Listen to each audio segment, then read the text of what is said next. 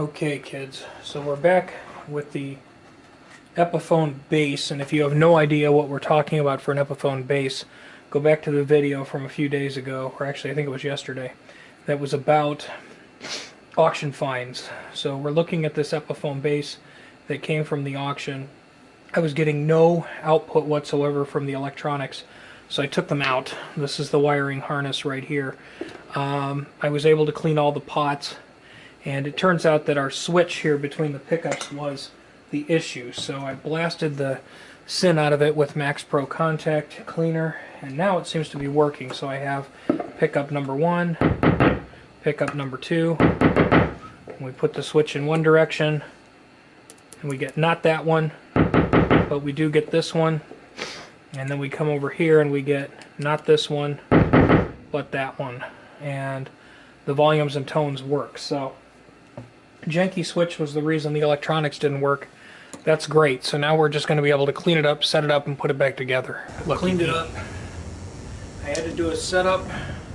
I had to put a little shim in the neck. I had to intonate it. I had to fuss with the bridge a lot. We got the action down to a usable level now. I had to go on a fishing expedition to get the electronics back in this bass. I have many hours in monkeying with this, and as far as setup goes, you can just keep tweaking forever and ever and ever. If you want to learn more about guitar setup, I recommend Dave's World of Fun stuff. He's just a lot better at filming that kind of thing, but I like it. It's pretty low and mean.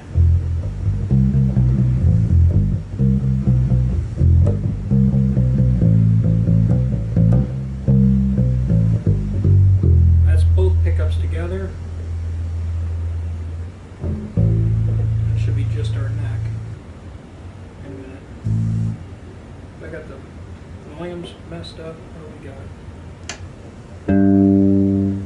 That's our tail pickup there. And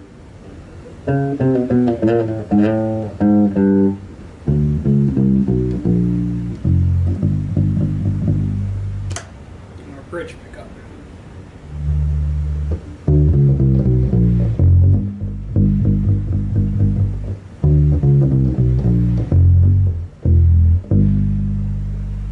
Has a crap ton of power, and then our middle position was the one that we were having technical difficulties with before.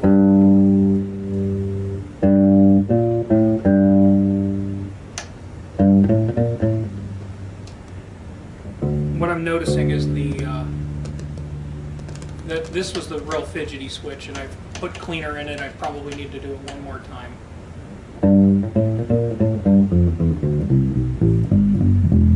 Seems like, kind of like the Rickenbackers, the neck pickup has more gusto than the bridge pickup, but the bridge pickup is very treble, and the neck pickup is very, very fat.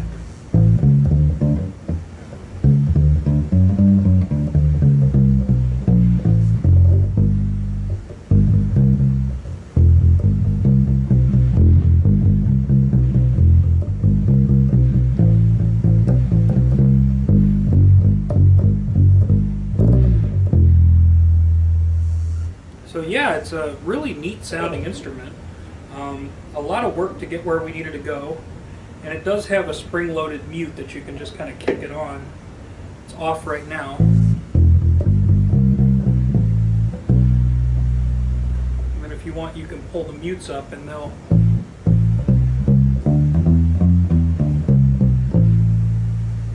they don't mute a ton, but it's enough to drown it out anyway.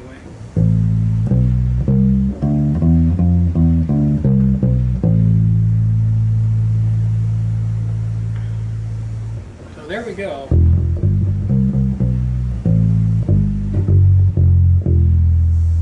So what I'll have to do to this beast, we had to fix the electronics, which was this switch being wacky.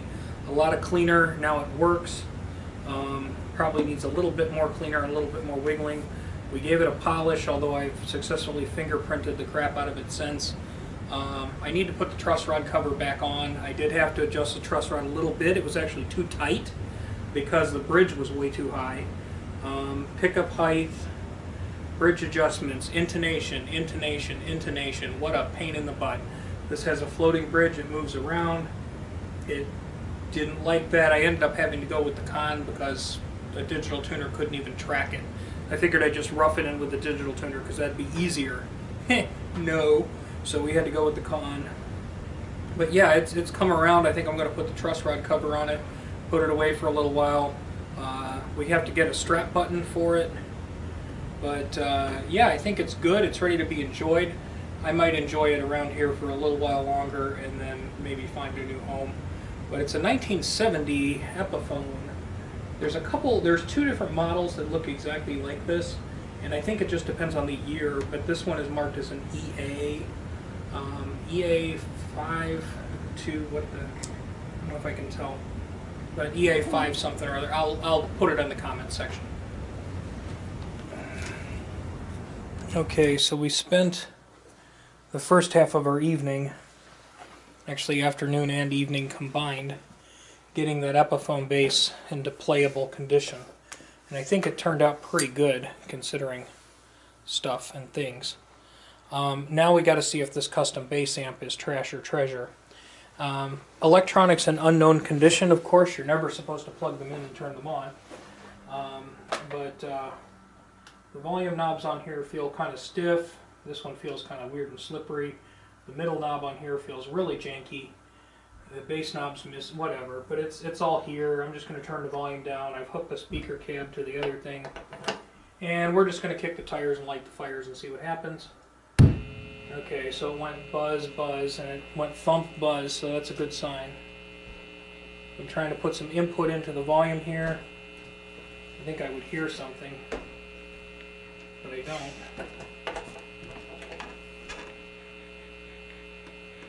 There's a little something. The buzzy noise changes.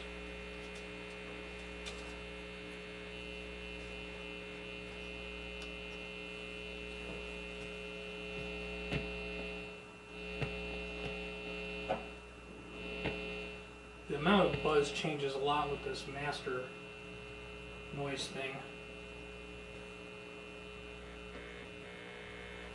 It doesn't sound like it's actually amplifying any audio. I mean, it should go buzz buzz. It's kind of going buzz buzz.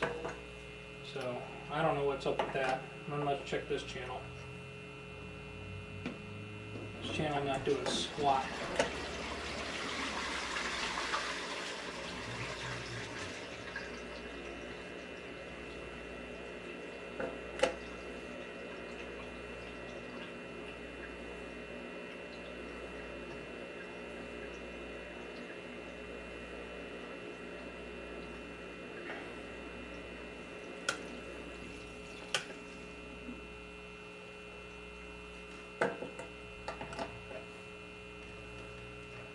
Not really getting much for any sound out of it.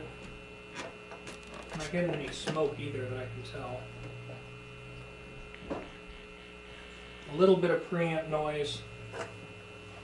Just feel if anything's getting red hot. Nah. So, it's obviously broken, but the speaker is putting out a routine hum, so that's a good start. I think the power amp section is working, but I think there's a lot of noise and there's probably capacitors loose or something. So if we flip it the other direction, this has one of those bidirectional on-off switches. There's a little bit through this channel, little bit. Anything through this side? Nothing. Alright, so anyway, we know now that this is going to need some help. So that'll be another project for another evening.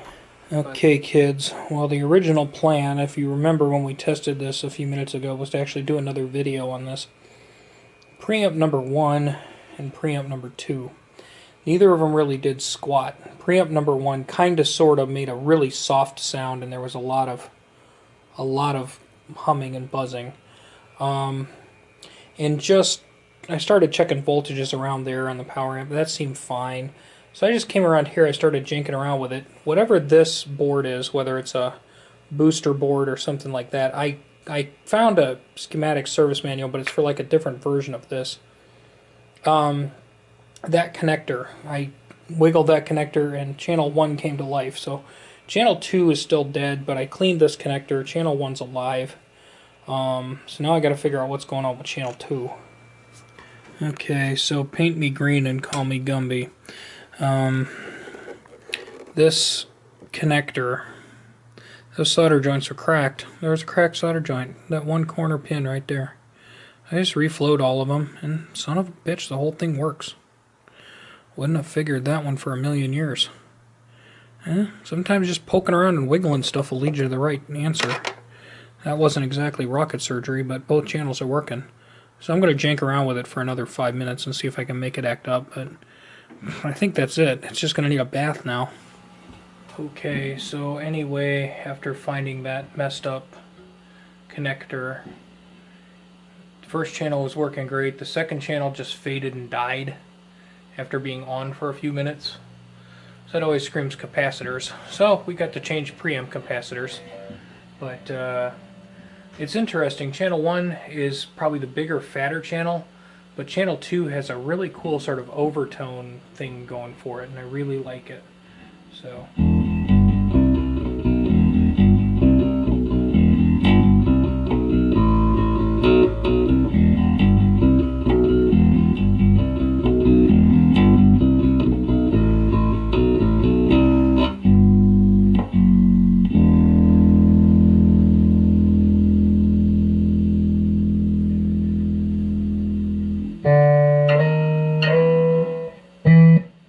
So I can't give this a proper full concert volume test, and most of the noise you hear is the guitar, so it's got a little bit of a whoosh to it, but nothing major. This thing's it's supposed to be 130 watts RMS, so quite the beast. Cool, we got her going. Thanks for watching. Have a great day.